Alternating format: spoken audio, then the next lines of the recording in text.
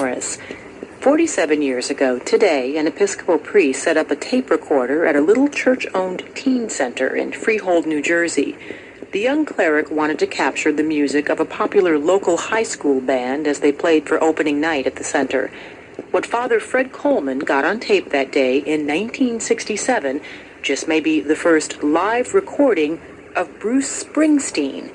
Mark Uricki from member station WKSU has the story. Bruce Springsteen was just 17 years old when the band he was in, the Castiles, first played at the Left Foot in his hometown. Father Fred Coleman says the kids did all the decorating for the teen club on Throckmorton Street. They repainted the interior. They hung a fishnet on the ceiling, which was a very popular thing to do in those days. Telephone cable reels served at tables. Membership cards cost $2 and admission was $1.50. I just knew that the Castiles were a quality band, and I would like to maybe just get them down on tape. He used a Sony stereo reel-to-reel deck and 2 microphones. Yeah, the microphones were separate, and they just plugged into the side of the tape deck. Fortunately, I taped these tapes at 7.5 inches per second, so good quality. But Coleman put the microphones on the floor so the drums tend to overpower the vocals.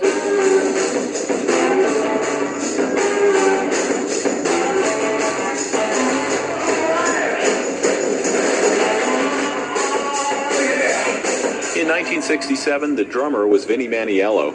Kurt Fleur played bass, Paul Popkin played tambourine, and Bobby Alfano played organ. George Thies was the boss, playing guitar and singing. Springsteen was the lead guitarist, but by this time he was getting more lead vocals.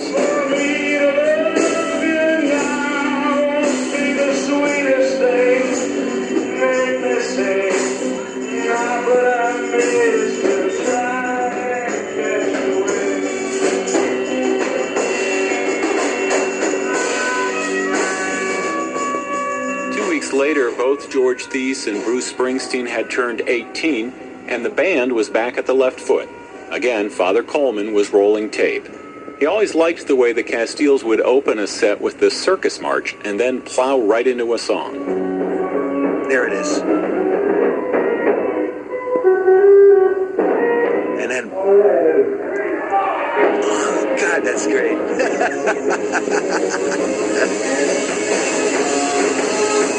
In this case, it was One by One by the Blues Magoos. The Castiles played a variety of covers, but organist Bob Alfano recalls they had to negotiate a split in the Jersey Shore audiences.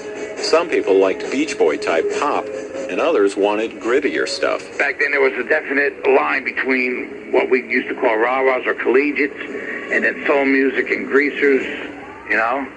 We tried to please everybody, I guess, you know, do a little bit of everything because we wanted to work, and then we had our own stuff that we wanted to play also, so.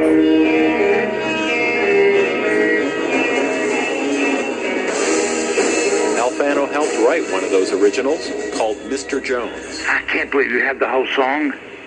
Wow, that's fantastic. Yeah, me and him wrote it together, kind of, me and Bruce.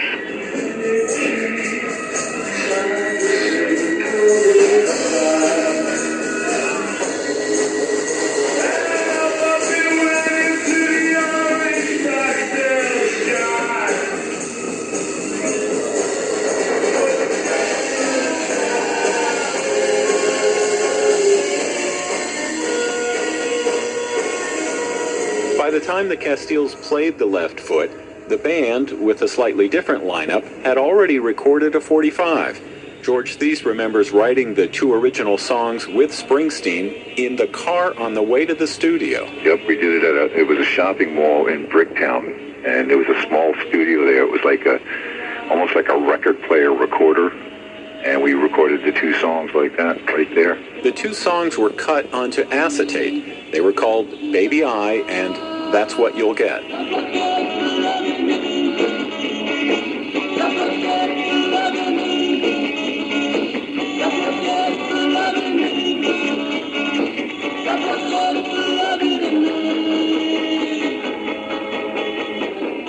The author of an upcoming book on Jersey Shore music, Bob Santelli, was himself in a high school rock band at the time, not far away in Point Pleasant Beach. He remembers the Castiles could keep up with the musical upheaval of those days.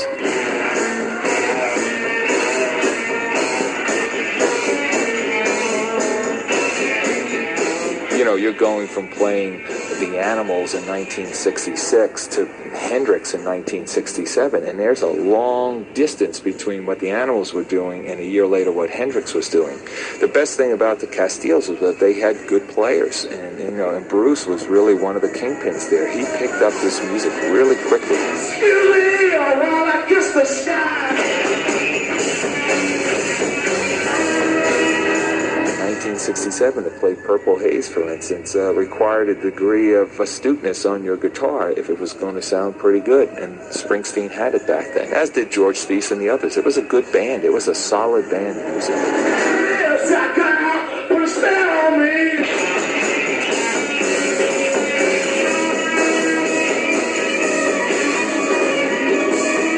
Just about every concert Springsteen has performed in the last 20 years has been taped by someone. But Charles Cross, the author of the Springsteen book Backstreets, says Father Coleman's tapes stand out. In the early 60s and mid-60s, that was pretty darn rare. And for the fact that there is a recording of this, it's very important simply for historical reasons.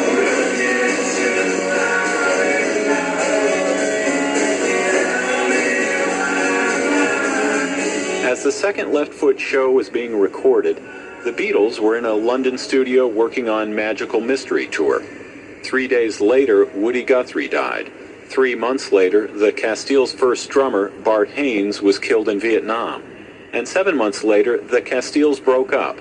Bob Alfano tried to make it with several other bands. Oh, that's a long story what happened. I guess, you know, kind of got sidetracked with a marriage and another career, driving a truck. I became a teamster, and that's, you know, took a different path.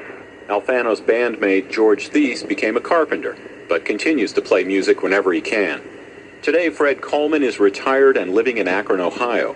He's kept the tapes in their original boxes for 37 years. Somebody copied them years ago, and they ended up as bootleg albums in Europe.